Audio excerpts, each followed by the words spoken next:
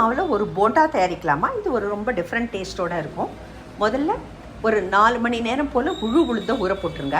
4 மணி நேரம் ஆனோடனே நல்லா இந்த மாதிரி ஒரு உலோக வடிகட்டியில் போட்டு தண்ணியை வடிகட்டிட்டு இதுக்கு தேவையான அளவு உப்பு, பெருங்காயம், பொடியாக அரிஞ்ச இஞ்சி சேர்த்து நல்லா தண்ணி வடிஞ்சு இந்த உளுந்தை எடுத்து அப்படியே மிக்சி கண்டெய்னரில் போட்டுக்கோங்க.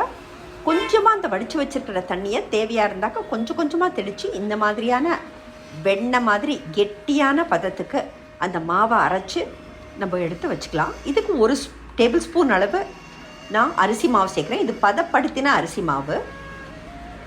அதுக்கு மேலே காரத்துக்கு தேவையான அளவு மிளகு, பொடியாக அரைஞ்ச தேங்காய். அந்த தேங்காயில் அந்த ப்ரௌனு போர்ஷனை கூட நம்ம எடுத்துடலாம், ஏன்னா அது ரொம்ப நல்லாயிருக்கும். அப்படி எடுக்கச்சு நல்லா அதை ஒரு ஸ்பூனால் கலந்து விடுங்க. அப்புறம் போண்டா போடுறதுக்கு முன்னாடியும் நல்லா கையால் ஒரு 5 நிமிஷம் போல் நம்ம நல்லா கலந்து விடணும். அப்போ தான் அந்த போண்டா வந்து வெளியில் கிறிஸ்பியாகவும் உள்ள சூப்பர் சாஃப்டாகவும் இருக்கும். நல்ல சூடான எண்ணெயில் இந்த மாவுலேருந்து குட்டி குட்டி போண்டாக்களாக நம்ம வந்து அந்த எண்ணெயில் போடலாம். எண்ணெயில் போட்டு இதை அப்படியே நல்ல வெளியில் ப்ரௌனாகவும் கோல்டன் ப்ரௌனாகவும் உள்ள கிறிஸ்பியாகவும் நம்ம பொரித்து எடுத்து டிஷ்யூ பேப்பரில் எண்ணெயை வடிகட்டி சர்வ் பண்ணோன்னா டிஃப்ரெண்ட் டேஸ்ட்டில் உளுத்த மாவு போண்டா தயார்.